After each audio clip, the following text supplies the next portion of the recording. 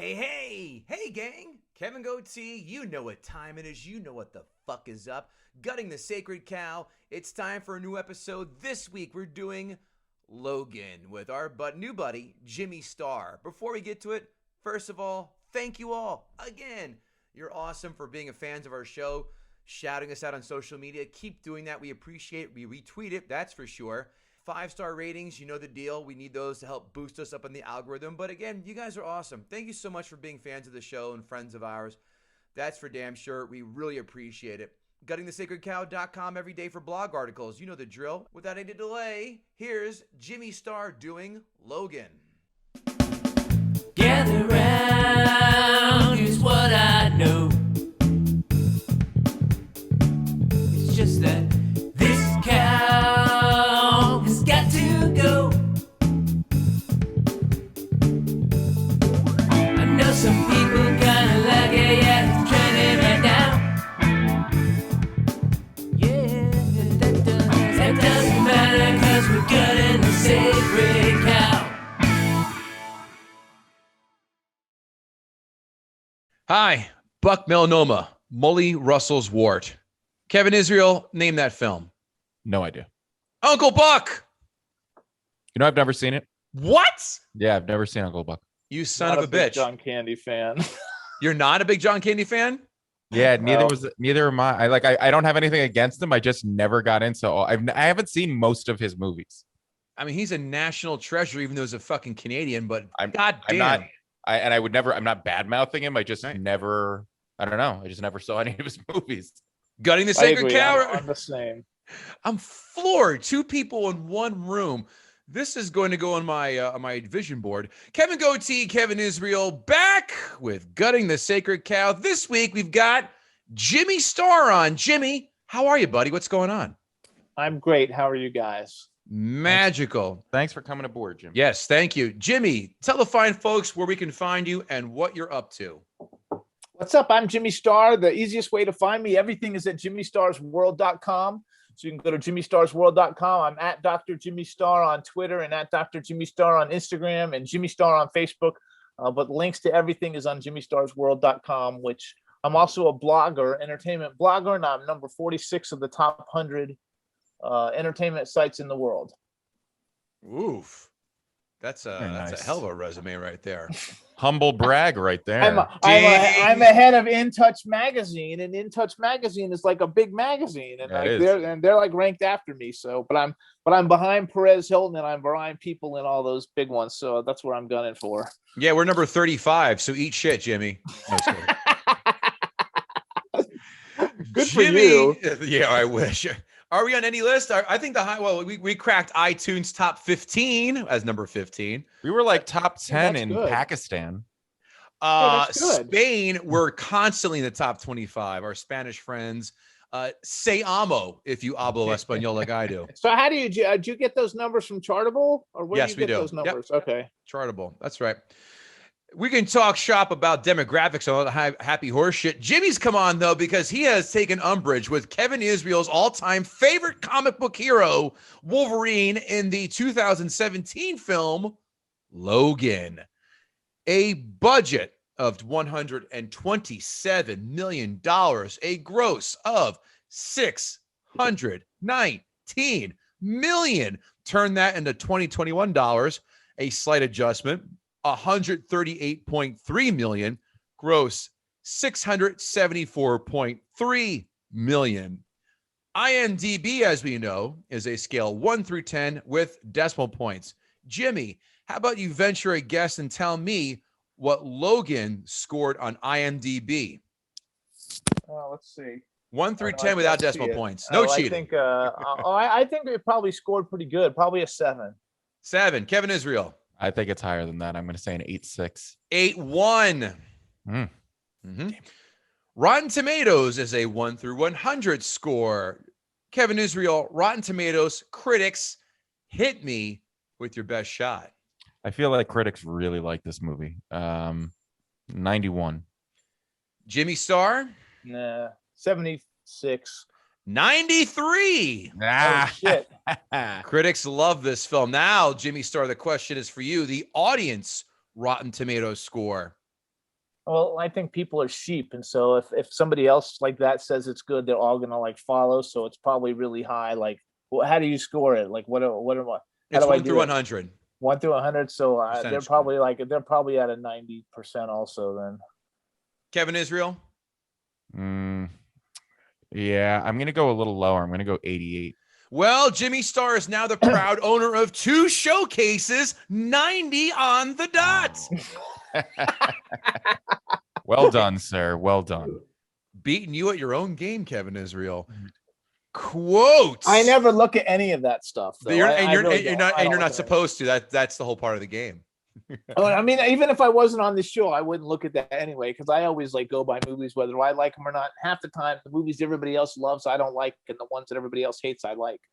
Like, I was a fan of Glitter. Mariah Carey, the film that came out on 9/11. Yeah, Isn't that like world renowned as the worst well, movie yeah, ever I made? think it was one of the worst movies ever made, but I enjoyed it. I thought it was fun. So Next in Jimmy Starr's videography, when Justin met Kelly. actually, I like that one too.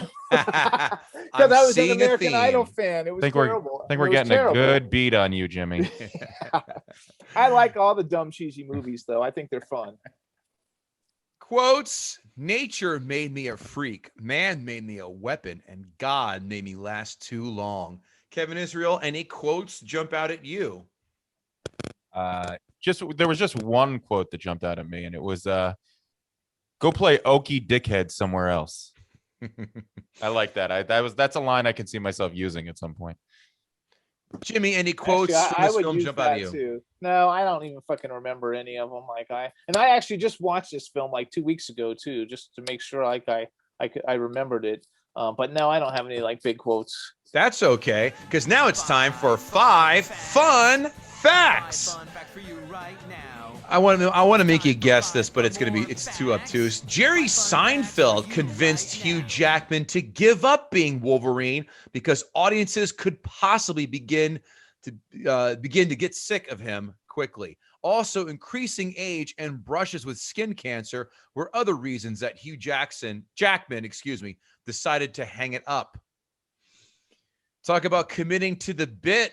Hugh Jackman dehydrated himself 48 hours before every shirtless scene in this film. He did look like shit in this movie. Most of the movies he got, jacked and shredded. And this one, his body, he really looked like he was an old man. Well, he couldn't looking like Christian Bale in The Machinist now, could he? No, well, I mean, No, that was like really extreme. he looks like he was an old man who was once in shape. Right. Number 3, Liev Schreiber was offered the chance to reprise Sabretooth, but instead was filming Ray Donovan at the time. I know. That's a terrible pick. I Liev Schreiber wish. as Sabretooth? No way. He was in the first Wolverine film, Jimmy Star. You should Wolverine know Origins. that. What was he in the first one? But he wasn't like he wasn't a He was hero. Sabretooth. He was Sabretooth. No, was he really? Yeah. No, I would He was actually, you know what? And the as a best part of comic that dog shit film. Yeah, as a comic book guy, I thought he was going to be terrible, but he was much better than the Sabretooth in the original X-Men, who actually looked like Sabretooth but couldn't act for shit. That was Steve Basic, right? Was that Steve Basic?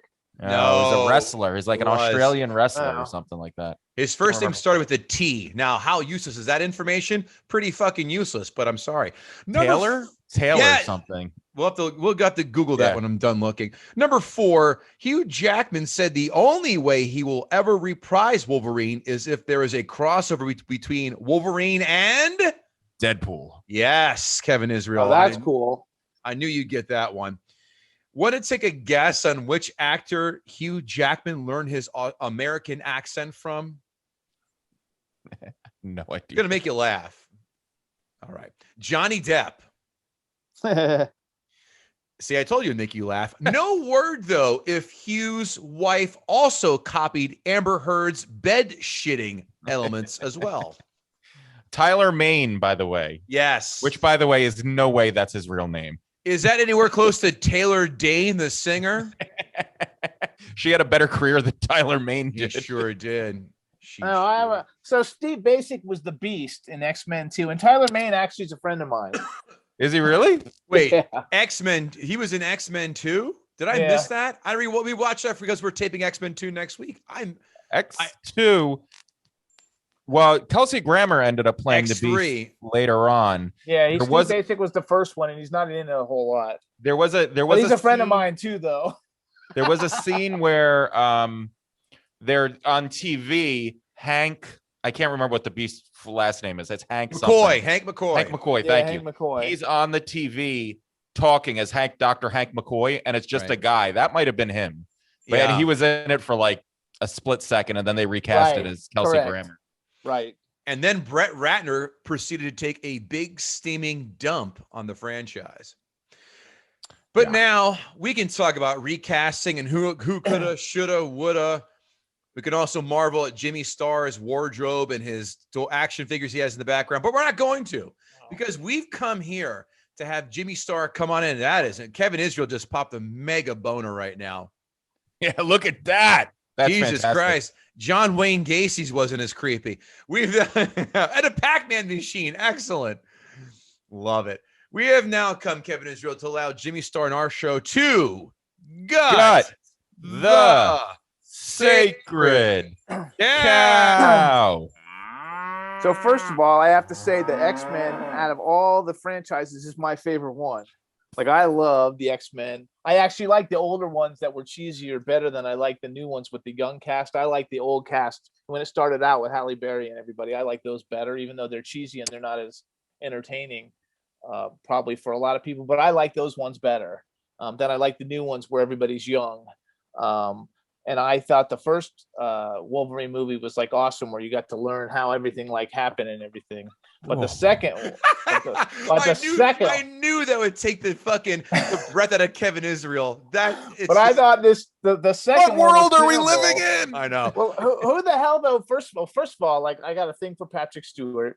So like I couldn't stand the fact that like Patrick Stewart's like old and almost like ready to die. Wolverine looks like he's like sick and gonna die any minute, and he's like totally like a pussy in it practically. He can barely like stand up half the time. So I thought that part was terrible. I didn't like it at all. I guess I didn't like the story. Is the whole problem is I didn't like the story for it. I thought like the little kid Daphne Keene was fabulous. She was really the only saving grace in the whole movie. If it wasn't for her, like, I would have fucking been super pissed off because I would have hated the whole thing.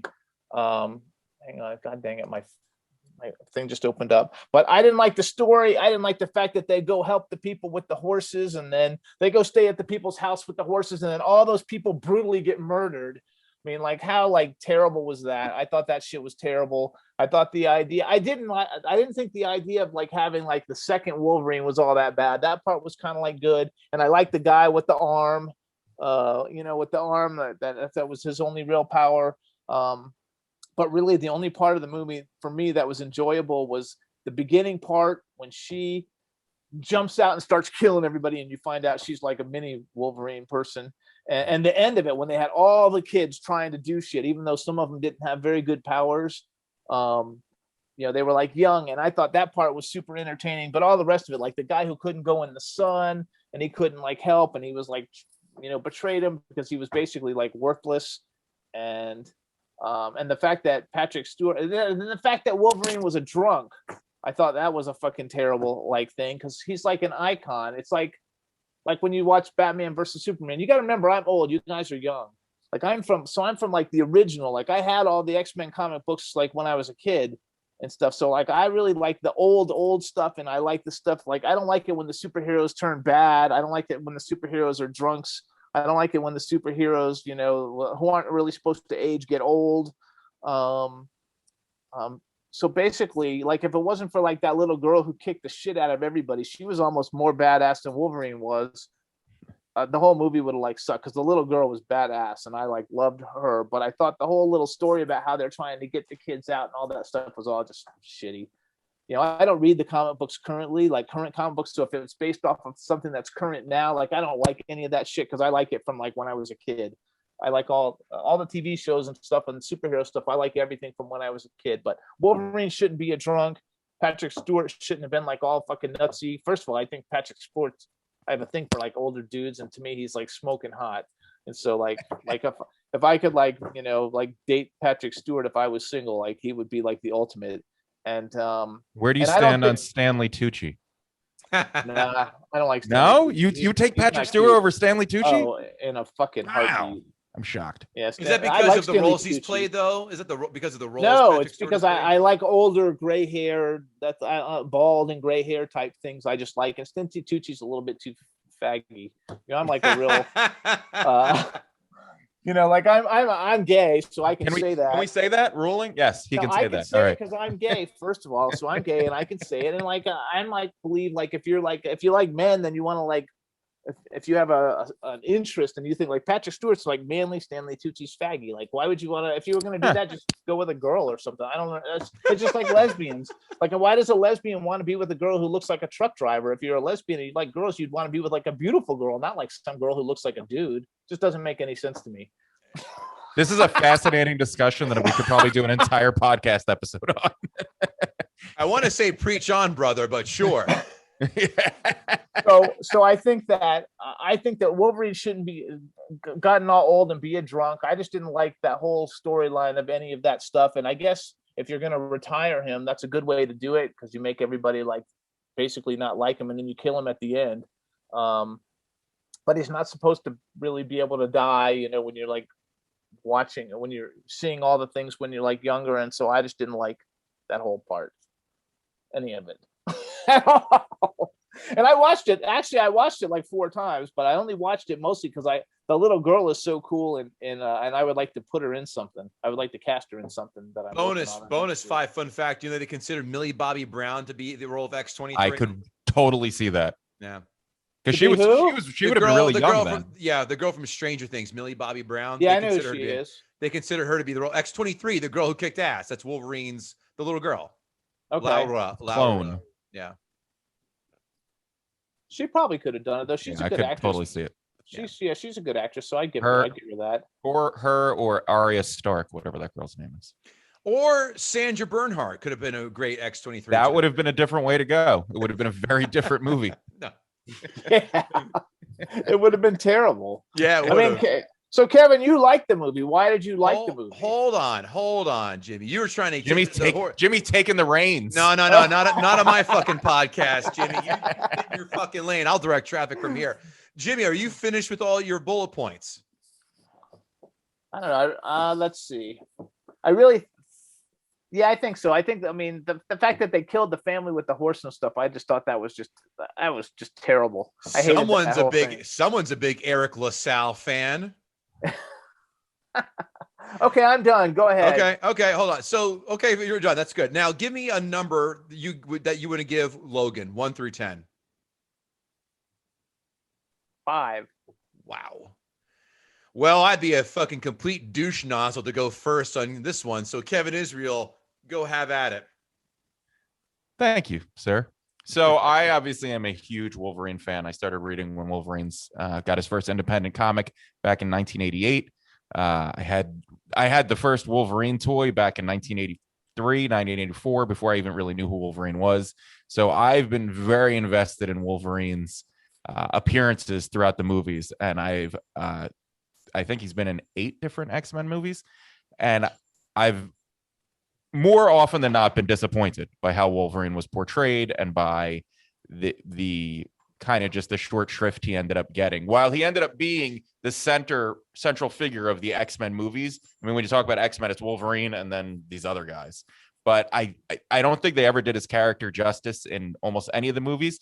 There were moments in each of the movies where Wolverine was Wolverine, and I can point them out. In the original X-Men movie, in the cage fight in the beginning, that was a real Wolverine moment. That was cool. Yep. In X2, when the mansion gets invaded, he just kills everybody. That was a real Wolverine moment.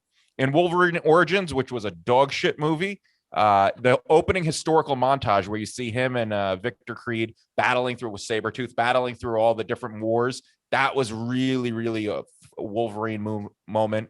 In the Wolverine, where he goes and he kills the hunters because they used poison darts or arrows on the bear in the bar, that was a very Wolverine moment. In First Class, when Professor X and Magneto go to ask him to be in the and his only part, he just goes fuck off, and then they just walk out. That was a super Wolverine moment. And then actually, Days of Future Past is one of the movies that got Wolverine the most Wolverine-ish. He was really kind of the cynical, dark, wisecracking. So yeah, those for me, those were times where they really got Wolverine right. And then just so many other times in movies, they just never quite got him right. So when they announced this movie, Logan, which was supposed to be loosely based off of the graphic novel Old Man Logan. The Old Man Logan is one of the best graphic novels. It's an amazing story. It's dark. It's depressing. It's gritty. It's everything Jimmy would have hated. I wouldn't have liked it. It's even more depressing than this actual movie but the problem was that at the time, Fox didn't have the rights to all of the characters in the Old Man Logan graphic novel. A lot of them were Avengers and other superheroes. The other main character in Old Man Logan is Hawkeye, strangely enough, who's blind. Really? Yeah, it's him and Hawkeye traveling across the country trying to. The story, real quickly, the story of Old Man Logan, the bad guys won, all the superheroes were killed, and the country gets divided between different bad head bosses of mutants and superheroes, and everybody basically lives under like the iron thumb of all these supervillains, and all superheroes are all dead. Wolverine survived and basically swore off violence, and Hawkeye's blind, and Hawkeye comes and gets Wolverine to go on one final mission, and they go, and the Incredible Hulk is bad, and he's taken over California and most of the West Coast. That's his territory, and they have to go. And I can't remember the exact reason they were going there, but they end up having to go to fight the Incredible Hulk. And it has a great final scene with the Wolverine fighting the Incredible Hulk.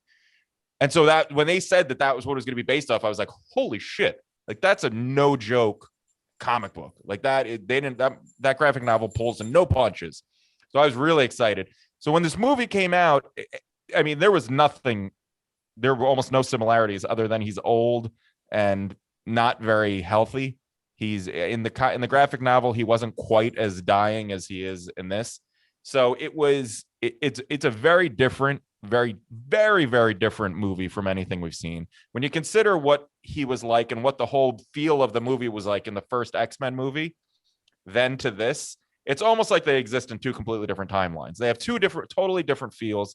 The first X-Men was very campy. I don't want to say bright, but it was more cartoonish. This was a dark, gritty. This almost felt like a Clint Eastwood movie. Like this is a really, really heavy movie. They kill an entire family, like Jimmy said. It's such a dark, hard movie. This isn't a fun movie. Like I just watched Avengers Endgame last night for the 30th time just because it's a fun movie to watch. It's an easy, fun movie to watch, and it's got some awesome moments in it. This movie is not fun to watch. It has almost no awesome moments, and even the awesome moments feel like shit because it doesn't really work out. Like even when Wolverine's kicking ass, he's sort of doing so not well. And the scene in the beginning where he fights the guys who are trying to steal the wheels off his car, you could just feel that he's in pain, and he gets the shit beat out of him. But then the thing I really liked about that scene is he goes into his berserker rage, which is something that's always talked about in the comic books. Jay and Silent Bob often talk about it. Yep. And he just goes nuts and he kills all of them. And you didn't get to really see that too many times through the other movies. And it was because a lot of those movies were PG or PG-13. And this movie just took it all and was like, listen, we have a main character whose power is knives in his hands. How do you tone that down? The only way he can fight is by killing people in a bloody manner. And this movie really, really went for that. They also said fuck a lot in this movie, which I thought was really funny because it's almost like we made 8 movies where we couldn't say fuck. So we're getting them all in now. We're going to say fuck as many times. Professor X is going to say, I'm surprised the little girl didn't say fuck. I think in that Spanish tirade, she probably said fuck a few times. It was like they were trying to make right all the wrongs done in all the other movies. So for me, this movie's hard because I think it's a good movie. I think it's a very good, very well done movie. It's hard to watch. It's an emotional movie when you consider the journey these characters have come on.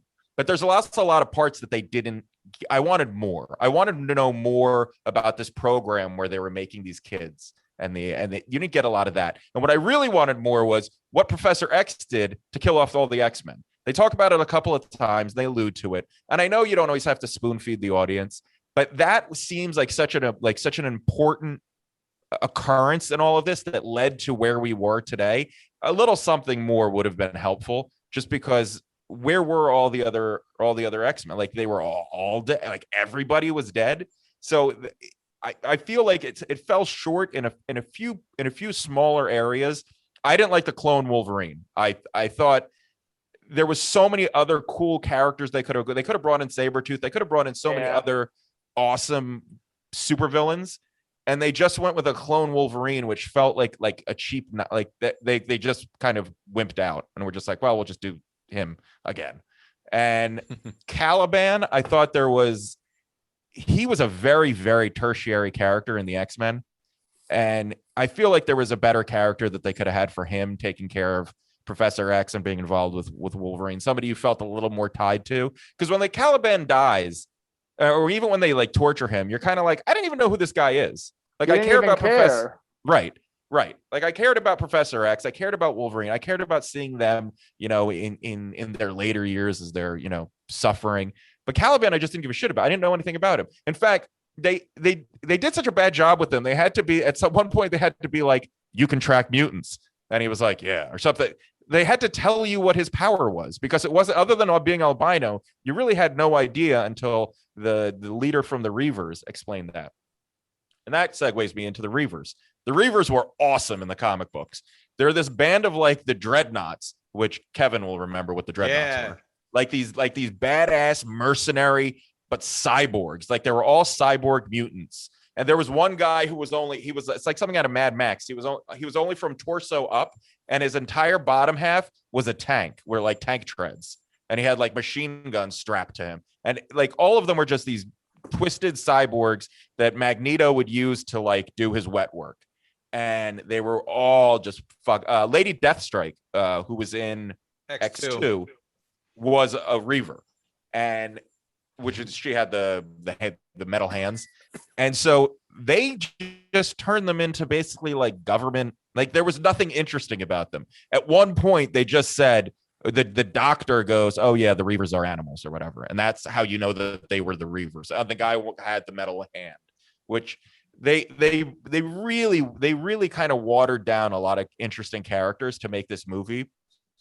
But I also feel like it's because they really wanted a number one cover Professor X's journey and where he was now, and then give Wolverine really the lion's share of this is kind of his comeuppance. Like, this is his last run, and it's a really hard movie to watch. Sorry, my wife is just getting home and the dogs are barking.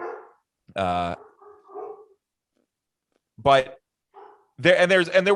there was like some cool symbolism in the movie when they were watching Shane. When they're in the casino hotel watching Shane. Like, clearly and like, you see her like really interested in watching this. Shane is Wolverine. Like, so that I thought the whole thing with Shane was sort of nice, but it also felt like a really heavy-handed, like, we need to like get it, and it was like, yes, we get what you're doing with the whole Shane thing. So for me, in the end, it was a great movie. It really accomplished its goal, but at the same time, as for Wolverine, because I never felt like Wolverine got his due in any of these movies other than these little glimmers. It was hard to watch because I wanted to see like a cool, fun Wolverine that you could really get behind, and you never really got that. And so now it was just like, oh, we're going to do him right, but we're going to do him right at the end of his life, when it's not really enjoyable to watch, and it's going to be a hard movie to watch. And I like the journey. I like the stages. I like the Wolverine and X-23 had a great rapport. I thought they had great chemistry. Wolverine and Professor X were awesome together. I mean, I love Patrick Stewart, and I thought he's like made to be Professor X. Right. Yes. And he did a great job being Professor X at the end, dealing with this horrible thing that he did. And that moment where he gets killed in the bed and he goes, today was the best day that I can remember in a long, like, that was such a tough scene, and from there the whole movie just picks up speed and spirals pretty much downhill to the end battle. So I'm really torn about this movie because I know it's a good movie and I know it was really done well and it was probably the best sample of Wolverine you got. But for me, I wanted a better Wolverine before this, and they finally gave us kind of how Wolverine's supposed to be at the end. So it's hard for me, and I really hope that now that MCU has the rights to Wolverine, they do him right. And actually, Hugh Jackman did say recently that he would consider coming back for an MCU movie if it's done right. But he said he would want to do it if it would have to be in a Deadpool movie. So we'll see. I don't know. I would love that. I would love that. It would be awesome, and it would definitely be fun, and you'd get a cool Wolverine. I mean, I don't know how they would do it because unless they just said that's an alternate timeline and that, that's not in the canon of the MCU. I don't know what they'll do. I don't think they really give a shit. It's going to make a ton of money. Back in my part too, though, I couldn't stand the fact that Patrick Stewart didn't have control of his telepathic, abilities. Like, I thought that shit was like terrible. If they didn't give him his drugs. I hated all of them being like old and pathetic. Yeah, but that was, that was the movie. That was the whole, him struggle, a hero at the end of his road, and it was tough to watch, and watching him heal slower, and the scene where he has to pull the claw out because it doesn't come out all the way. Terrible. That was, but they did it. It was, and I think the fact that you didn't like it, Jimmy, shows that the movie accomplished what they wanted to. They didn't want you to. It was shot beautifully. I mean, everything was done like beautifully. I just didn't like, because I didn't like the storyline. I didn't like the movie. Yeah. But I mean, as far as like the cinematography and what they actually did, it was done very well. I just didn't like, what they did.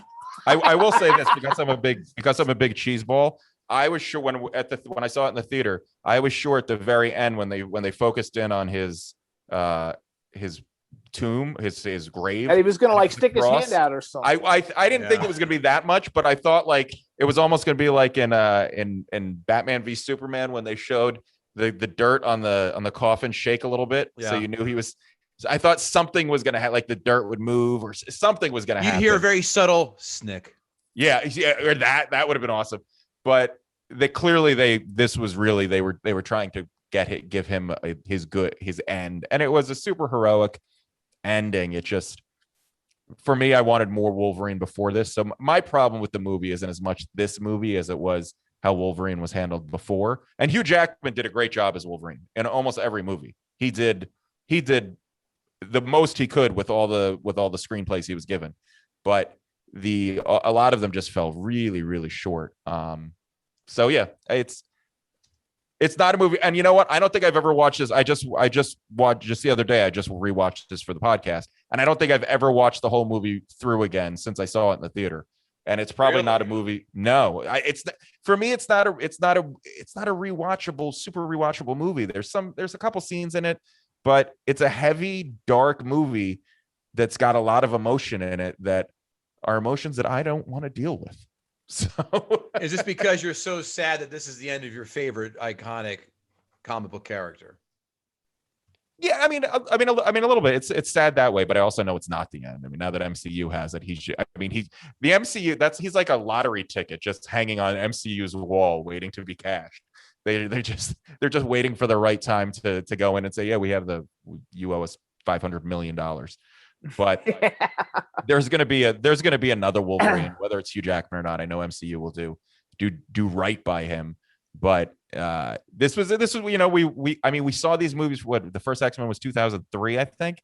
So we watched for it was 2000. 2000 was it? Oh, you're right. Yeah. So we watched this evolution of this character for almost 20 years, and so seeing the end, they really tried to shoehorn it. He was even in X-Men, not the Phoenix, the other one, Apocalypse. Yeah, he was even in Apocalypse, where they just worked him in, and it was at the Weapon X lodge, and they just show him rampaging through right after he got his adamantium. So yeah, it was hard, but it is. I have to give it credit. It is a great movie, and it was done very, very well. For me, this movie is an 8. These notes brought to you by guttingthesacredcow.com, where you go on it every day and you find fantastic articles. You find our That Doesn't Happen list. You find our sequels that we want to see or never asked for. And of course, t-shirts, mugs, bags, cell phone holders, dildos. Just kidding. Don't get all excited, Jimmy. But everything else out there, we have on guttingthesacredcow.com. And don't forget, for the love of Christ, we need a little help. On our Instagram numbers are atrocious. Follow us at Gutting the Sacred Cow on Instagram, GTSC Podcast on Twitter. And lastly, you guys in the last few days have written a ton of 5-star rating, 2 or 3 sentence reviews. We cannot thank you enough.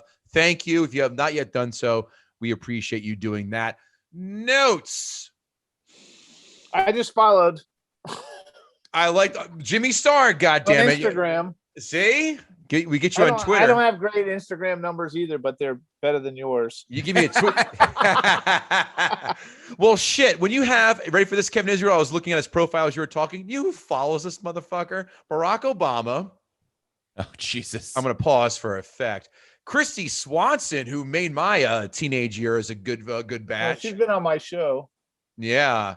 I'd like to be in her bed. And Tom Green. What an eclectic match of people that follow Jimmy. Tom Cruise. Tom Cruise follows you. Britney Spears. Tom, get off your Justin ass. Justin Bieber. Well, you had us until then. Yeah. So Wow, the Biebs. Tom Cruise is a goddamn American icon and is the best actor of the last 30 years, and I'll fight anybody who says otherwise. Notes. The worst part about being shot by a Mexican gang is hearing the shittiest of music as you're dying.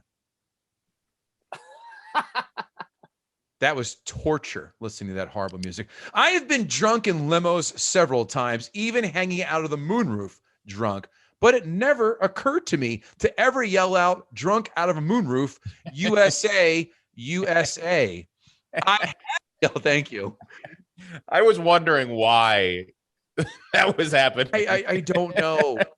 I've yelled out, the minibar needs refilling, or I'm temporarily better than all of you. What about pull over real quick? I'm a professional, okay? Oh, I can piss in bottles and moving cars. I don't need to pull over. Patrick Stewart's shriveled face, by the way, he lost 20 pounds for this role. Patrick Stewart's shriveled face probably looks like Dame Judi Dench's puss. Mm-hmm.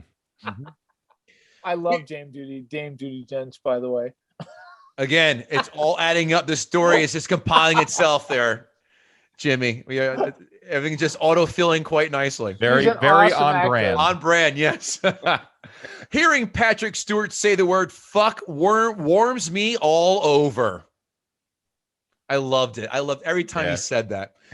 By the way, I'm speaking of the British, I'm sure it was not hard for the casting agency to find a British albino to play Caliban. British people. He wasn't even albino. He was just British. Yeah. They're usually quite sickly and mainly having a vitamin D deficiency. Let me get this straight. $50,000 to drive up to North Dakota for more than one day? Sign me up. But staying more than 2 days in North Dakota, I would rather shave my taint with Artie Lang's heroin needles. Bad guy rocking out gold teeth. I never got that look. Now, women who wear gold teeth, that gets me harder than an elephant tusk. Just kidding. That looks fucking terrible. On brand. That looks on fucking brand. terrible. It's an That's on brand for you. That is disgusting. Women wear gold teeth. No thanks. You know what else? I'll never get throat tattoos. I'll never get women who get throat tattoos. But if you ever see a throat tattoo on a woman, rest assured that they're down for butt sex, because a needle on the throat, it has to be way more painful than a dick in the butt, in my guess. In my guess. The bloodiness. Sorry, Jimmy, go ahead. You're about to say I something. was going to say, especially if they have like a tattoo of a dick on their neck. Right? Which I've Insert seen. here.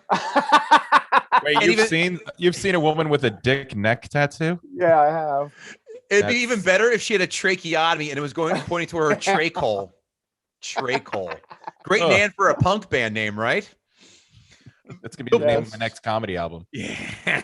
The bloodiness in this film really showed us what we've been missing with every X-Men / Wolverine film, period.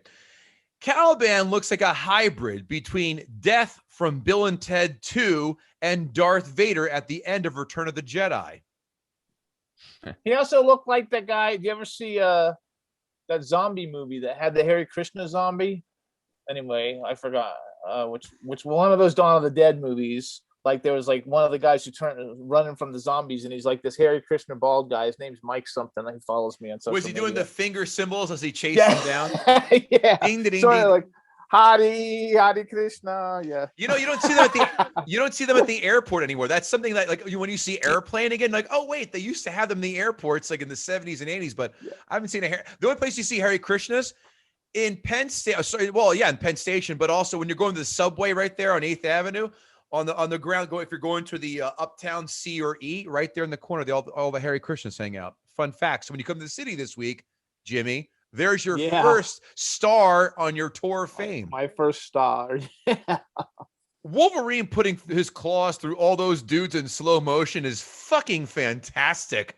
When Xavier's having his meltdown, that was badass. Yeah. The Eric LaSalle family the Eric LaSalle family scene drags a bit just to show that he was cloned. Why is X-23 flipping between English and Spanish when she knows Wolverine just speaks English? Is that her way of just fucking with him? Then I think, it's funny. I thought it was weird when he realizes she can talk, he gets annoyed. Right. And then she speaks in English and he doesn't say anything. I would have been like, you can speak English too? Yeah. Yeah. Yes. I'm afraid of two things, guys. Sharks and failure. Now we can add a third thing to this list. Kids strapping me to a gurney and then cranking me up 100 feet in the fucking air. That was mortifying. The last thing I would do is trust kids that crank me up a fucking ridge safely. No, thank you. The third act does drag for a bit. I will say that. But the final battle is worth the price of admission alone. That was the only good part. Fantastic conclusion to the Wolverine. I have not the nerd that you two are, it sounds like. I say this is one of the best superhero films of all time, and it's in my top 5 superhero films, kids. Maybe toward the bottom of that list, but definitely top 5 for me. I don't have many notes. This film fucking kicks ass. Yes, I see why. I see some of your points, Kevin. Again, you've been studying Wolverine, like the JFK assassination, and that's fine. I get all that. I think this film is great. I think it moved a little slowly at times. Overall, I got to do, you know what it was? They got to take the shackles off him and do what he does best, curse and fuck shit up. And that's what you wanted to see for 8 or 9, whatever it was, other films where he's featured. And finally, they take the shackles off him. Of course, in the last one, we couldn't have this for 8 or 9 films. This is bullshit. I think this film is fantastic. I give it a 7.5 out of 10. I love it. It's great. Does it pass the remote test for you, Kevin Israel? I don't think it sounds. I don't know if it does for me. It's kind of like Get Out. You got to be in it from jump to really become fully invested with all the roller coaster of emotions. Like if I catch a certain scene or two, like, all right, cool. Here's the scene where you go fucks him up in the hotel in the white trash casino. That's cool. But then I'll change the channel. Go, all right, cool. If I'm watching it from top to bottom without interruption. Because you know what? Most of the fights, most of the action, the stuff that you would normally go, oh my God, you got to watch this. It's him getting his ass kicked or him struggling to win. Like every fight, he gets the shit beat out of him a little bit, even the ones he wins. So it's no fun to watch that. Like when you want to watch a fight, you want to see the hero, especially a superhero movie. You want to see the hero kick ass. So there's just not a lot that's like, oh man, this is on. We got to watch this one scene. Then we can go out to the bar. See, the scene at the beginning. The scene when the little girl like jumps down and you don't even know, and then she pops up and starts killing everybody. That was like a good fight scene. See, I'm going to disagree because listen, we're from both schools, Kevin Israel, I guess, and Jimmy, you too, obviously. We're from the, Schwarzenegger doesn't take barely a scratch nor a stray bullet and just fucks everybody up with zero or minimal damage. Now we're in the age of John Wick, Nobody was another perfect example. And Yeah, Logan, nobody. because he's old, where people get fucked up during fighting, you just don't walk out scot-free. And that's what, I liked how you saw him get fucked up, because that's more realistic. So that's my point about that. So 7.5 for me. Kevin, what did you say you gave it? A 7 or an 8? 8. Eight. Okay, He so said 8. yeah, we're right on again. Surprise, we're right on point with each other. Let's talk about some critics' 5-star reviews. 5-star reviews. James Mangold keeps the movie as grounded in realism as possible. Unlike other films in the franchises, it doesn't feel overly CGI and effects heavy. Brash and pulpy. I like that word, pulpy. Do you? I saw Mr. Rogers. I like pulpy. Do you? Desolate but hopeful, violent and touching. Someone is getting that English lit an overtime workout, huh? Logan is a fitting culmination of the Wolverine saga. Logan is the best use of a superhero property in years by doing what so many neglect to do: tell a story and tell it well. If this is the film to be the final appearance of Hugh Jackman and Patrick Stewart, then they have truly left on a high. Logan is the 10th X-Men movie, to answer our question, and it might just be the best. I would buy that. Critics, 1-star reviews. Critics, 1-star reviews. Jackman portrays Wolverine with a hint of drama that seems trustworthy, but along the way, his latest journey becomes boring, repetitive, with ephemeral, pleasurable moments, ending in a cheeky climax trying to be sentimental. Let's call that word salad. The fact that he used ephemeral, knowing that most people reading it don't know what ephemeral means, really angers me. Boy, the only thing missing in that sentence was zeitgeist. Zeitgeist. I wouldn't, though, have given it a 1. It doesn't deserve a 1. Nope. No. Sacrilege. Oh, sorry. Sacrilege, though. God damn it. We're playing double Dutch. Go. Sacrilege, though may it be to fellow comic aficionados, facts are still facts. As a character, Wolverine kind of sucks. Moody and hairy, the murder-happy brute, is all pouting and broody. He's like a stabbier Morrissey. I love. He must really hate Batman then, because Batman's just moody and broody. How does Wolverine as a character suck? He has to be top 5 of all time. Oh, absolutely. You want to argue top 3? I'd even let that fucking go. You mean, Jesus? What are your top 5? You said Wolverine, like top 5 movies. So what are your other 4? Top comic book movies? I'm going to go Dark Knight is number 1. I have to say Infinity War is right there as well. Logan is in there, and the other 2, I got to think, fuck, do I want to throw Endgame in there? I don't know. But Blade has to be in there. And I could either throw Which that. Blade? Just the beginning. One. Blades. Oh, the other one sucked. 3 was terrible. 2 was good. I like 1 the best. Get 1 more. I'm running a blank, and people are going to go, what the fuck? Winter Soldier. Duh. There's your 5th. No, Captain America 2. You're right. It was all right. But it was all right. Those are my 5. 2 more. Drops the ball with a lackluster third quarter. I like that analogy. That results in the film to a disappointingly underwhelming send-off to Hugh Jackman's portrayal of the iconic character. Another expensive throwaway aimed at milking money out of people who still read comic books. Color it stupid. Oh, fuck that guy. Yeah. That guy sucks out loud. Yeah. He wrote that review while closing up at GameStop. Amazon 5-star reviews. These are a fewer lengthy, but boy, are they worth it. I grew up when comic books were 35 to 65 cents a copy, and I never got into the genre very much way back in the 60s and 70s. However, from time to time, I check out some of the different motion picture features of the classics, even though I don't know squat about most of the franchises. Parentheses.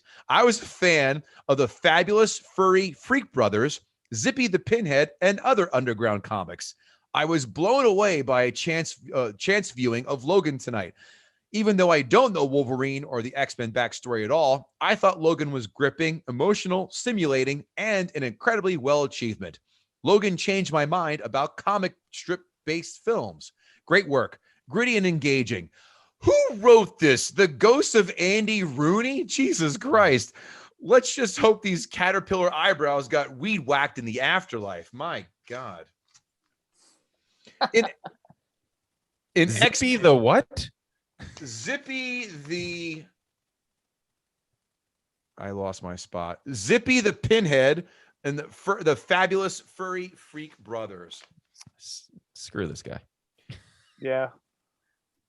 In X-Men Apocalypse, Dr. Trask quotes a paper that says Homo sapiens killed off the Neanderthals, which may be true in part, or we simply outcompeted with them for resources, or there may have never been too many of them, and they became extinct through extensive interbreeding with Homo sapiens. If you do a DNA test, you'll discover, if you have any European DNA, that you have some Neanderthal genetic material, e.g., I am 3% Neanderthal.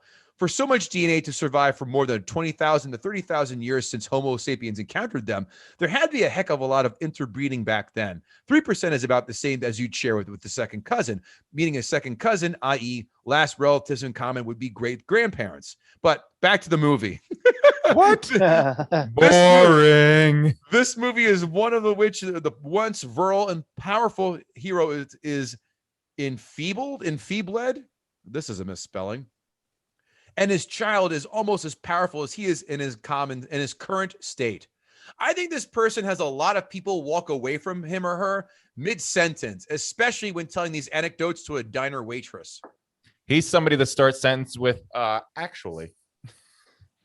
And irregardless, even though it's incorrect usage of it. It's a movie maybe I relate to more than others because of my age. It seems like that just yesterday I was 20 years old and kicking arse. We have a limey in our mix. But even though in my mind I'm still that young man, I can't control and do the things with my body as I used to, like Logan, Hugh Jackman, in this movie. My father-in-law, who was close to me exactly like Professor X, played by Patrick Stewart, who brilliantly acted in this film. I watched him die in the hospital and buried him almost similarly, but not as brutal as his death in the movie. Jesus. That's crazy. Was this a therapy session for this guy? This is all Amazon 5-star reviews. Logan is the dude's rug for the X-Men. If you've seen The Big Lebowski, it's the rug that ties the whole room together. If you haven't, Logan is the consummate confrontation with what it is to be different. And this person who wrote the review, his name, are you ready? Donnie. So it was with great joy that I tell him, shut the fuck up, Donnie. By the way, The Big Lebowski stinks. And we've done on this podcast, and it's a shit film, listeners. I don't like it either. Thank God we finally agree, Jimmy. Your hot I have takes. A question, though. Yes, I have sir. a question for Kevin. So Kevin, because do you like the classic Wolverine, the way he looks like on your T-shirt, better than how he evolved? Like, if you could have him look however you wanted him to look, how would you want him to look? You know what? In a movie or in the comic books, or just in general? Yeah, just in general, I think, or in both. Even. I mean, I like the blue and yellow costume. I think it's kind of iconic, and it was really the way they should have gone. Obviously, X-Men. The problem with X-Men, the original X-Men movie, that it just established like every superhero is going to be wearing black leather, right? And then they did that for a while with superheroes. Like that's the fabric that it was, but. This mask, and they tried, is almost impossible to recreate in 3 dimensions and make it look like something that would reasonably be worn. So now this costume is the best, but I think Wolverine's great without a costume. The whole costume thing is it's tough to like. For Batman, it's understandable, or for Superman because he needed, but for like a guy like Wolverine, it's tough to sell why he needed this costume. Yeah, like it doesn't make a lot of sense. Okay. Amazon 1-star reviews. This is a movie that really suffers from hype. Too many viewers want to love it and tell you they do. I've been saving this movie for a quiet Saturday night savoring. To say I was disappointed when I finally sat down to watch this was an understatement. The bleakness and random gore was not what I was expecting, but simply the villains were childish and cliched. The young new hero was completely unlikable and more like a one-note blank slate. And the movie achieved the rank of trivial. It played more like a B movie. This guy's never seen any other movies. That's my only conclusion. This guy needs to get raped by a bunch of random warthogs. This film made my top 10 lists of the worst films I have seen. I wish I could get a refund on the time I have wasted, really. That's terrible. It's not that bad. I just didn't like it because of the story. But as far as a movie and like how it was shot and everything, it's done very well. This guy has not seen Napoleon Dynamite, Kevin. I'm willing to bet that. Nope. Or 2001 Space Odyssey. I knew I was going to say that, but I went Napoleon Dynamite. How cute. I've been in a couple movies that really sucked, so he should see those. and they were both directed by John Waters, weren't they? No, but I do know him. You know him? Know him? I Yeah. feel like Jimmy knows everybody. Yeah, I do. I Jimmy's know going to a be lot of people. our ambassador whenever we do make it. Jimmy, let's go to a party. Oh, I know 15 people at this place. Next one. Summary. Bad people don't want talented children to cross a border. Signed, Rachel Maddow. No. No, I'm kidding. I don't know why movies on here are so expensive. Great movie, but go buy in store for the same price and have a hard copy that doesn't need to be downloaded. Signed, Mark from Consumer Reports. Yeah. That got me too. I just can't. Who takes time to write that? He's supporting big box stores. With I'm this guy so thing. upset about this $3.99. I need to write a review. I want to have a hard cop. Oh God. Excuse me, but X-Men is a fantasy comic X-Men is a fantasy comic series for entertainment. This movie does not entertain. X-Men is kid stuff. This movie's not for kids. I watch X-Men movies when I want to watch kid stuff. Who is this movie for? Are you telling me that movie studios make superhero movies specifically for adults and adults go and watch them in the movie theaters? I thought adults only end up watching X-Men movies when they accompany their kids to the cinema. I wanted to see a kids movie. If I wanted to watch something deep, I wouldn't watch X-Men. X-Men is a joke. It's a farce. It's in the same category as Donald Duck or Tom and Jerry, and that's fine. That's what it's for. You can't take it seriously. It's good for wasting your time when you've got absolutely nothing better to do. Would you want to watch a dramatic Donald Duck cartoon or a tragic Tom and Jerry movie? Wasn't that Tom and Jerry film a fucking tragedy amongst itself, Kevin? The worst. Shame on you for watching that. Tom and Jerry suck. Come on. Are you telling me people actually take these movies seriously? This is a faulty product. That might have been my favorite review ever. That was ridiculous. No. The favorite review will always be the woman who gives her name, phone number, and email address and thinks Amazon's going to contact her for a refund. No one's topping her. There. That's ridiculous. Kevin Israel, did Jimmy Star gut the sacred cow? Jimmy, I've only known you for a little bit, and I already really like you. Unfortunately, you didn't. You just don't agree with me. The sacred cow. Well, no, you know what? I did agree with a lot of what you said. I agreed with your problems with the bleakness and with the. It wasn't a feel good movie, but I still think it's a great. Right, but I still think it's a great movie. And so I don't think you got it, but you made a lot of great points, and it was great having you on. I hope this is a cool show, though, you guys. Like, I actually think this is a very cool show, just in general, because you take all different kinds of movies based on. I went and looked at the other movies that you guys have done this with, and you picked all kinds of different kinds of movies. It's not just superhero movies. No. It's kind of like everything. And we're doing Citizen Kane next. We do it all. Great movie, Citizen Kane. Well, in my opinion, find out. You got to remember, I'm old, so like, you're not that old. You're making yourself out to be like Jimmy. That came out before fucking Pearl Harbor was bombed. It came out the same year, just a few months before the fact. You're not that old, Jimmy. So my husband used to have a show called Set the Record Straight, where he interviewed all the Hollywood legends, and like he was friends with Betty Davis and Elizabeth Taylor and all kinds of old stars. Actually, Jane Russell was his best friend. And so before I met him, I had never seen any of those movies, but we watch a lot of Turner Classic movies, and I see everything now. And Citizen Kane, for me, was a good movie. You'll see what you guys think, and what whoever you're bringing on to gut it thinks. When you listened to our episode because you subscribed, didn't you? Oh, I don't know if I did. What do I subscribe on YouTube? iTunes. Yeah. You could do YouTube. Yeah. You could do. Listen, do it all. You could see us on YouTube. You can hear us on iTunes. I'm going to co-sign on that gutting. Yeah, Jimmy, this film it's so beloved. It's so great. I enjoyed your points. I did. I though viciously disagree with your opinion of the early X-Men films were better than the new ones. No way. X-Men 1 is bad. X-Men 3 is a whale abortion. X-Men 1 and 2 are my favorite of the two. Well, I think is the second one where they come in and try and steal all the little kids. Yes. In That's fact, my favorite X-Men one. 2, That's my favorite one. X-Men 2 are doing it next week, as a matter of fact. Task is coming back, right? That's my favorite one out of all the X-Men movies. I think Days of Future Past blows away the other ones, and I think Days of Future Past was solid. First Class is fucking second best. The other two, the last two, stink. Apocalypse is terrible, and Dark Phoenix was a woolly mammoth abortion. But I'll tell you what, was terrible. We did X-Men 1 on this podcast. In fact, again, the guests pick the films, as you know, and that's another film.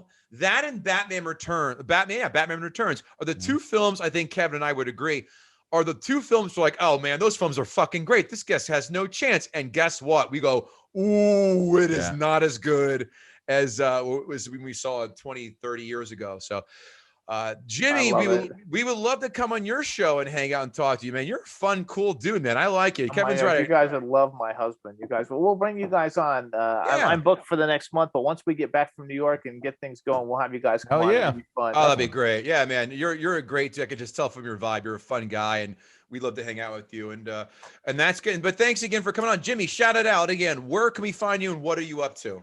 Go to JimmyStarsWorld.com. You can find everything, all my social media. The Jimmy Star Show with Ron Russell is Wednesdays from 3 to 5 p.m. Eastern Time, 12 to 2 p.m. Pacific Time.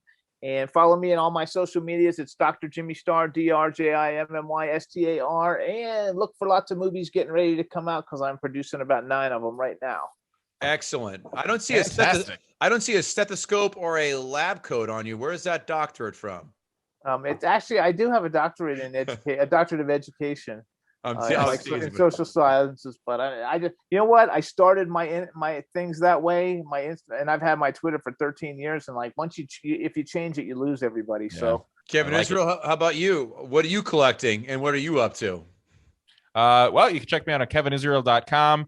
Get my album, The Struggle is Real, on iTunes everywhere. I got shows coming back slowly but surely. I'm up at Foxwoods Casino up in Connecticut every month, so check my calendar for that. And yeah, it's slowly coming back. But more importantly, like Kevin Goatee said, leave us a review, a 5-star review, and a quick 2 sentences. It really helps us. It means a lot. We like it, and the algorithm likes it. So do your part and share the love. I mean, I couldn't have said any better, so I'll just say something else. Don't forget, we're on Clubhouse every Tuesday at 9 o'clock Eastern Standard Time. And I think we're going to shoot for Thursday as well. If you're on Clubhouse, just follow Kevin Israel and I on Clubhouse. We do a room, the One Joke Workout, where we invite our guests to work out a joke. We offer feedback if you want it, just to hang out and talk comedy and help craft your jokes. KevinGoatee.com at Kevin Goatee. GTSC podcast. And, of course, the shop, guttingthesacredcow.com. Like I said, articles, you name it. And that is that. Jimmy Star, again, you're a great dude. I'm so glad we're able to make this happen. And we thank you for coming on. And I had a really good time, you guys. Thank you so much. Congratulations on all your successes. Only looking for more for you guys. And we'll see you soon. Awesome. Take care. Thank you. Take care. Bye, Jimmy. Bye-bye. See ya.